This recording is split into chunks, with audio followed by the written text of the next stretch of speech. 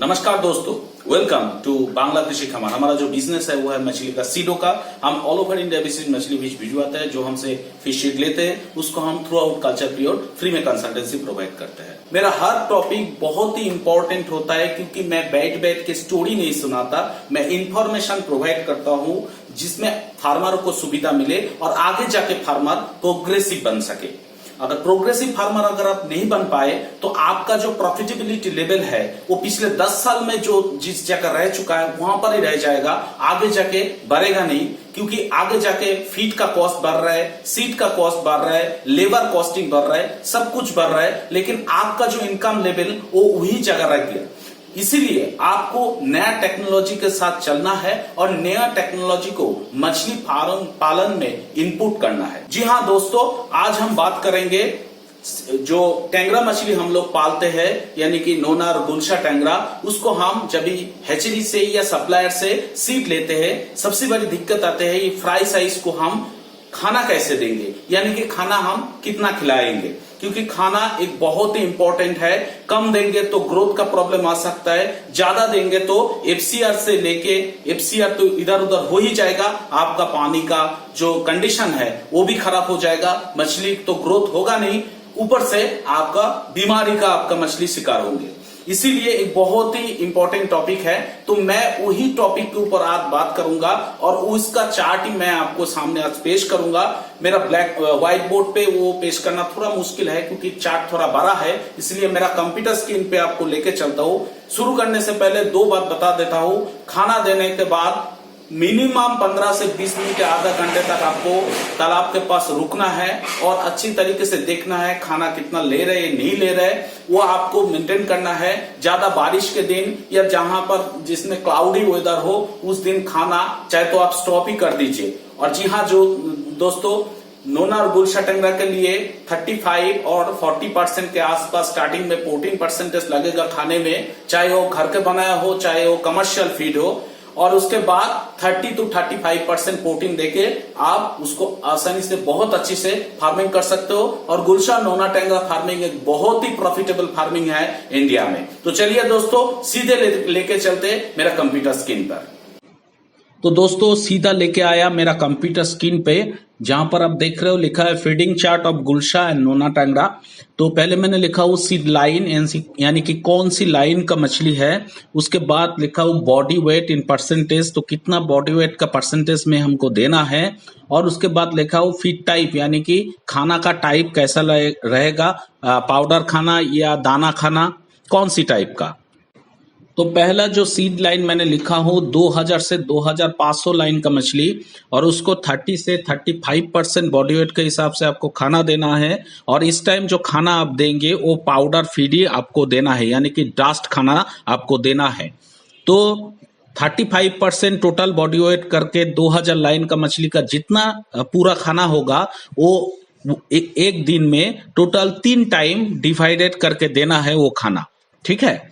उसके बाद मैंने लिखा हो 1500 से 2000 लाइन का मछली का 25 से 30% के आसपास आपको बॉडी वेट के हिसाब से खाना देना है। और इस टाइम भी आपको पाउडर खाना ही देना है। और खाना टोटल जितना एक दिन का खाना होगा 30% करके वो 3 टाइम आपको डिवाइडेड करके देना है। उसके बाद आप देखिएगा 450 लाइन से लेके 800 लाइन का मछली, उसको आप 20 से लेके 25% बॉडी वेट के हिसाब से आपको खाना देना है। और इस टाइम पाउडर खाना के साथ 0.5 mm का फीड आप ऐड करेंगे, यानी कि 70% आपको टोटल जितना खाना होगा इस दिन का वो 70% खाना आपको पाउडर रहेगा और 30% खाना आपको 0.5 mm का फीड का हिसाब से ऐड करके 0.5 खाना आपको प्रैक्टिस करना पड़ेगा। उसके बाद सीड लाइन शुरू करते हैं 450 से 300 लाइन का मछली, जिसका आप 20 से लेके 15% बॉडी वेट के हिसाब से देना है। और इस टाइम आपको 0.5 mm फीड का खाना देना है। तो उसके बाद मैंने लिखा वो 300 से 220 लाइन का मछली का सीड लाइन, और इसका आप 15 से लेके 12% 15 से 12% बॉडी वेट के हिसाब से खाना दीजिए और 0.5 mm का फीड आप दे सकते हो। उसके बाद मैंने लिखा हो 220 से 160 लाइन का मछली, जिसको आप 12 से लेके 10% का हिसाब से आप खाना दे सकते हो और इस टाइम आप खाना शुरू कर सकते हो 0.8 mm फीड से। अगर आपका मछली का ग्रोथ ठीक इस टाइम भी नहीं आया तो 0.5 भी आप दीजिएगा। इसके बाद शुरू करते हैं 160 से 110 लाइन का मछली, जिसको आप 10 से लेके 8% का बॉडी वेट के हिसाब से खाना दे सकते हो और इस टाइम आप 0.8 mm फीड शुरू कर सकते हो या चला सकते हो अगर आप पिछले बार भी कंटिन्यू किया है तो। उसके बाद मैंने सीड लाइन लिखा है 110 से 80 लाइन का मछली, जिसको आप 7 से 8% बॉडी वेट के हिसाब से खाना दे सकते हो और इस टाइम आप 0.8 के साथ 1.0 mm फीड का खाना ऐड कर सकते हो। हाँ, इसमें आप 60% 0.8 और 40% आप 1.0 mm फीड का खाना देके हैबिचुएट शुरू कर दिया मछली को। उसके बाद 80 से 60 लाइन का मछली का जो है उसको आप 7 से 6% का बॉडी वेट के हिसाब से आप खाना दे सकते हो और उसको 1.0 mm फीड आप इस टाइम खाना दे सकते हो उसको।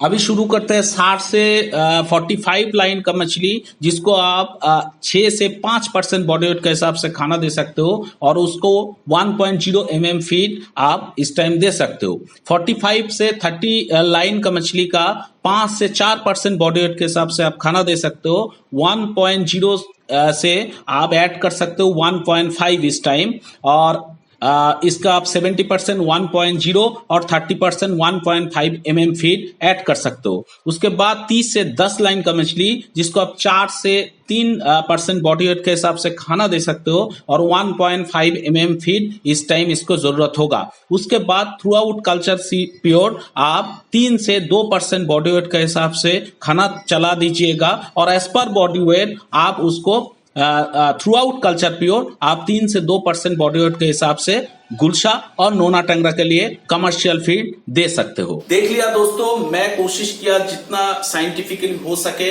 आपको इजी तरीके से समझाने का। उम्मीद है कि आप ये मेंटेन करके चलेंगे और अच्छी खासी प्रॉफिट आपको आएगा, ये मेरा उम्मीद है। और आप लोग ऐसे मेंटेन करके चलिए, प्रोग्रेसिव फार्मर बनिए, तो आगे जाके आपको प्रॉफिटेबल लेवल पिछले 10 साल से नहीं रहेगा, आगे जाके बहुत ही अच्छा जगह जा सकता है। तो हर टाइम हम लोगों को टेक्नोलॉजी के साथ चलना है। वेदर चेंज हो रहा है, क्लाइमेट चेंज हो रहा है, सब कुछ एडॉप्ट करके हमको मछली पालन करना है। इसीलिए टेक्नोलॉजी के साथ चल के प्रोग्रेसिव बनना, प्रोग्रेसिव फार्मर बनना बहुत ही जरूरत है आज का दिन पे। तो दोस्तों, अगर अच्छे लगे तो और भी फार्मरों को ये वीडियो शेयर कर दीजिए, उसको भी सुविधा मिल जाएगा। आज के लिए इतना ही। सब अच्छे रहिए, सुस्त रहिए और बहुत अच्छे से फार्मिंग कीजिए। जय हिंद।